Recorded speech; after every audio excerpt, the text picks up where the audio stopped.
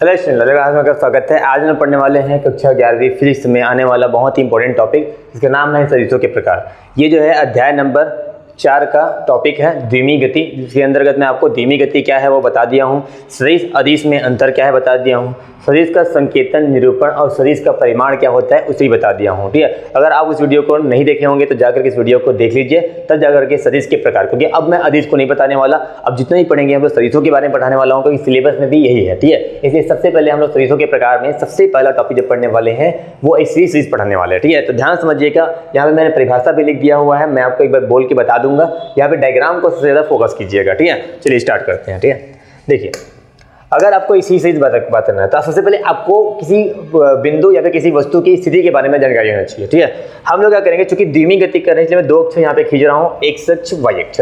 मान लो कोई वस्तु बिंदु P पर स्थित है। मान लो कोई वस्तु जो है बिंदु P पर क्या है स्थित है। ठीक है, तो इसकी स्थिति बताने के लिए, इसकी स्थिति को किसी दिशा के रूप में बताने के लिए, ठीक है, हम लोग जिस सदिश का यूज करेंगे उसे हम लोग इस सदिश कहने वाले हैं। ठीक है, किसी वस्तु की स्थिति को बताने के लिए जिस सदिश का क्या करते हैं उपयोग करते हैं उसे हम लोग क्या कहते हैं, उस वस्तु की स्थिति सदिश कहते हैं। जैसे मान लो मैं मूल बिंदु से हमेशा स्थिति को देखूंगा यहाँ से, तो यहाँ पे मैंने R से क्या किया है, इसको निरूपित किया हुआ है, R सदिश से निरूपित किया है कि वो मूल बिंदु से वो R दूरी पर R सदिश पर क्या हुआ है, वो बिंदु P क्या है स्थित है। ठीक है, तो इस प्रकार के हम लोग R के माध्यम से क्या कर रहे हैं, एक बिंदु P की स्थिति को बता रहे हैं, इसलिए R जो है वो क्या बन जाएगा, अपना इसी सदिश बन जाएगा, जिसे ये पहला नंबर पे पढ़ रहे हैं कि इस प्रकार से R सदिश जो है वो अपना क्या हो जाएगा, इसी सदिश हो जाने वाला है। ठीक है, तो यहाँ पे मैंने बता भी दिया है कि इसको आप चाहो तो OPV भी कर सकते हो, क्योंकि मैंने बताया था ये पूछ हो गया और ये क्या हो गया भाई, इधर जा रहा है इधर जा रहा है, तो यहाँ पे क्या बनेगा, शीर्ष बनने वाला है इस प्रकार से। ठीक है, तो यहाँ पे OP सदिश जो है वही आपका क्या है, R सदिश है, इसी को हम लोग क्या बोलते हैं, स्थिति सदिश बोलते हैं। ठीक है, हो गया। अब हम लोग पढ़ते हैं भैया दूसरा नंबर पे विस्थापन सदिश। विस्थापन सदिश के लिए आपको स्थिति में परिवर्तन चाहिए, क्योंकि मैंने विस्थापन क्या होता है उसको समझा दिया था। किसी वस्तु के स्थिति में परिवर्तन को हम लोग क्या कहते हैं, उस वस्तु का विस्थापन कहते हैं।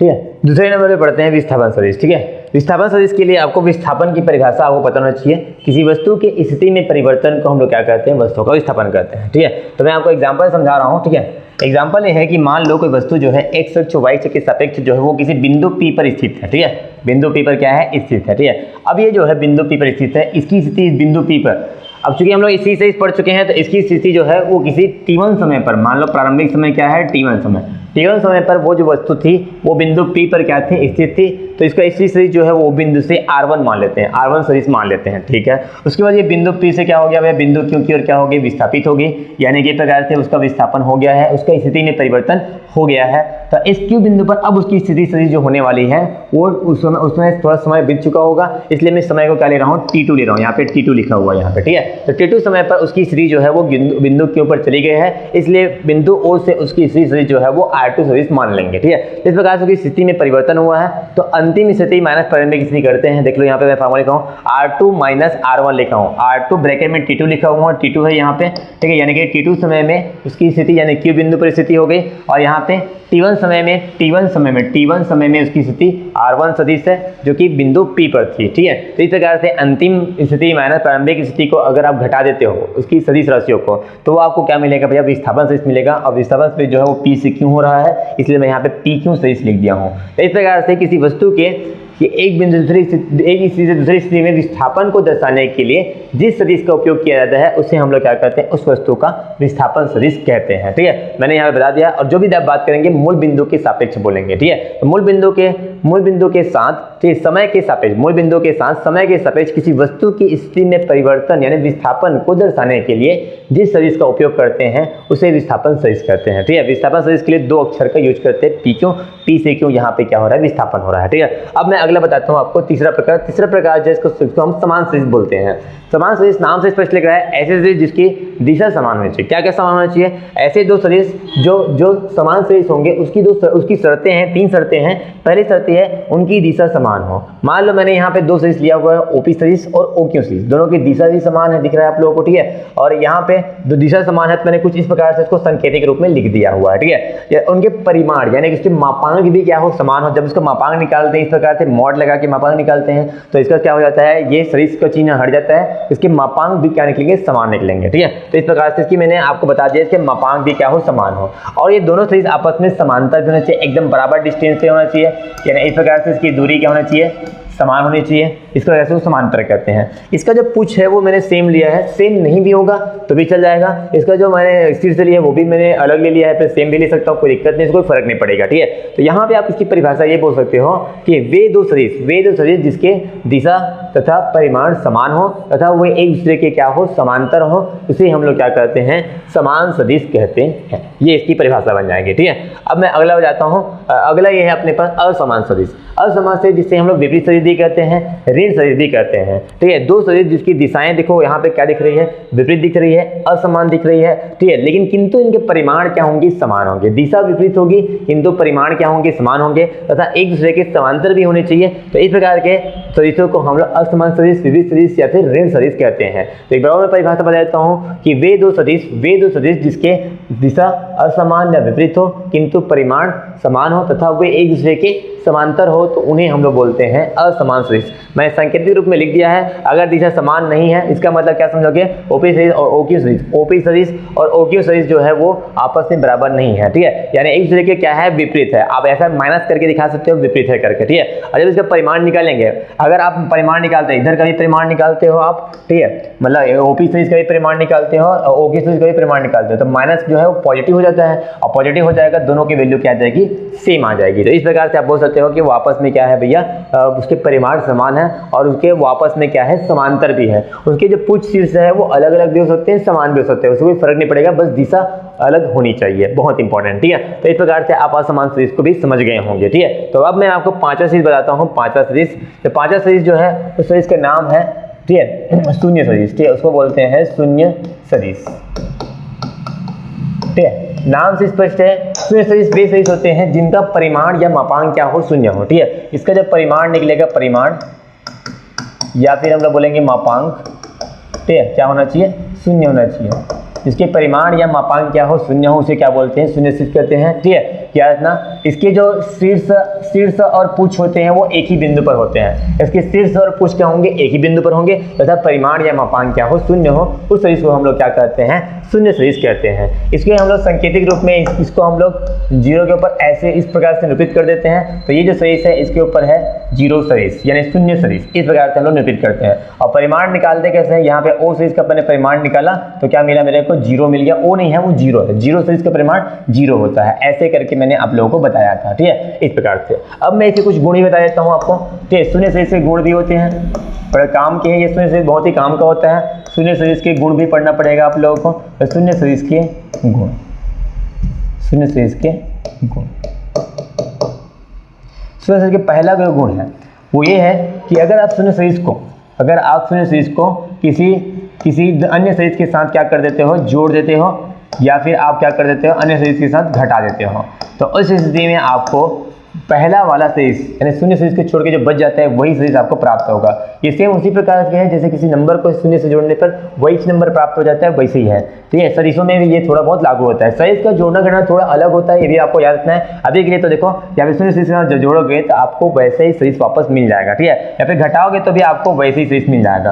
अर्थात हम कह सकते हैं कि किसी शून्य सदिश को किसी अन्य सदिश के साथ जोड़ने या घटाने पर आपको पुनः प्रारंभिक सदिश आपको प्राप्त हो जाता है। ये बात आपको लिख लेनी है। दूसरा सदिश है कि अगर मैं इस शून्य सदिश को किसी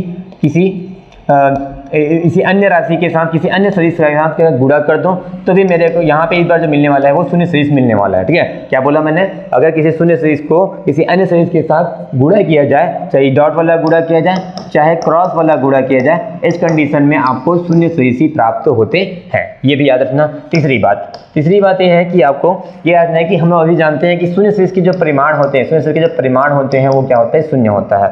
ऐसा उसके शीर्ष और कुछ बिंदु एक ही बिंदु पर होते हैं, उसे हम लोग क्या कहते हैं, शून्य सदिश कहते हैं। ये भी इसके गुण में आ जाएगा, ठीक है। और चौथी बात ये है कि भैया अगर आप किसी शून्य सदिश में अगर किसी अचर राशि यानी कि मान लो कांस्टेंट राशि को आप गुणा करते हो, ठीक है, किसी कांस्टेंट राशि को आप गुणा करते हो तो आपको शून्य सदिश ही वापस प्राप्त हो जाता है। यानी कि इसे अचर राशि से गुणा करो या फिर किसी अन्य सदिश राशि के साथ गुणा करो, आपको वो शून्य ही देता है, शून्य सदिश ही प्राप्त हो जाता है, शून्य नहीं शून्य सदिश प्राप्त होता है। ये बात को आपको याद रखनी है, ठीक है। तो इतनी बात आपको शून्य सदिश के बारे में पता होना चाहिए, ठीक है। इसे आप लोग जा करके नोट कर लीजिएगा, ठीक है। अब मैं आपको एक लास्ट सदिश बताता हूँ जो कि है 6 नंबर पे। 6 नंबर पे ये सदिश का नाम है एकांक सदिश। एकांक सदिश, इसको और भी नामों से जानते हैं। एकांक सदिश बोलते हैं, इकाई सदिश बोलते हैं, एकांक सदिश बोलते हैं, इकाई सदिश बोलते हैं, या फिर इसको बोलते हैं एकक सदिश। एकक सदिश, ठीक है। इसके लिए ठीक है, तो मैं आपको एक फार्मूला बताता हूँ। इस फार्मूले को हम लोग बोलते हैं, अगर मेरे पास, ठीक है, जैसे कि मान लो मेरे पास एक सदिश है ए, मान लो मैंने एक सदिश लिया ए, तो इस ए सदिश का एकांक सदिश, ये भी नॉर्मल सदिश है, इसका एकांक सदिश कैसे लिखा जाएगा? इसका एकांक सदिश लिखा जाता है, ए के ऊपर कैप लगाते हैं, कैप, यहाँ पे इसको बोलते हैं कैप। कैप मीन्स टोपी, इसको बोलते हैं कैप, ठीक, टोपी लगा देते हैं, ठीक है, टोपी। अब इसका सूत्र भी होता है, एकांक सदिश का जो सूत्र होता है, एकांक सदिश बराबर किसी निश्चित दिशा में एकांक सदिश ए कैप बराबर, ठीक है, उस सदिश लिखनी है, और उस सदिश का क्या लिखना है आपको? परिमाण लिखना है नीचे में, ठीक है। यानी कि किसी सदिश का एकांक सदिश क्या होता है, वो सदिश होता है तथा उसके अनुपात में क्या लिखना रहता है आपको? उसका परिमाण लिखना पड़ता है, ठीक है। किसी निश्चित दिशा में जो सदिश होती है उसको हम लोग क्या कहते हैं? उस सदिश का एकांक सदिश बोलते हैं। जैसे आपको मैं अक्षों कैसे बता देता हूँ, जैसे अपने पास 3 अक्ष है, x अक्ष हो गया, ये y अक्ष हो गया, ये z अक्ष हो गया। तो x अक्ष की दिशा में i कैप को यूज किया जाता है एकांक सदिश के रूप में, y अक्ष की दिशा में j कैप को हम लोग एकांक सदिश के रूप में यूज करते हैं, और z अक्ष में k कैप को हम लोग क्या करते हैं? एकांक सदिश के रूप में चुनाव करते हैं। तो इस प्रकार से आपके पास क्या होते हैं? एकांक सदिश होती है इस प्रकार से, ठीक है। अब मैं आपको कुछ इसकी गुण बता देता हूँ, एकांक सदिश से कुछ गुण बताता हूँ, ठीक है। गुण ये है कि आपके पास मैं इसकी गुण बताने जा रहा हूँ, ठीक है। पहला गुण ये है कि अगर आप किन्हीं 2 एकांक सदिश को क्या करते हो? गुणा करते हो, डॉट वाला गुणा, एक क्रॉस वाला गुणा अलग चीज होता है, उसमें बताऊंगा आप लोगों को। अगर 2 एकांक सदिश से सेम 2 समान एकांक सदिश को आप गुणा करते हो तो उससे आपको एक समान राशि प्राप्त होती है, एक प्राप्त होती है, ठीक है। अगर जे को आप डॉट वाला गुणा करते हो, जे कैप को, तो यहाँ पे आपको क्या मिलेगा भैया? आपको मिलेगा एक ही मिलेगा। के कैप को आप डॉट वाला गुणा करते हैं तो भी एक मिलेगा, ठीक है। एक गुणा और होता है जिसको हम लोग बोलते हैं क्रॉस वाला गुणा, ठीक है। इसको बताऊंगा आप लोगों को क्या होता है ये सब।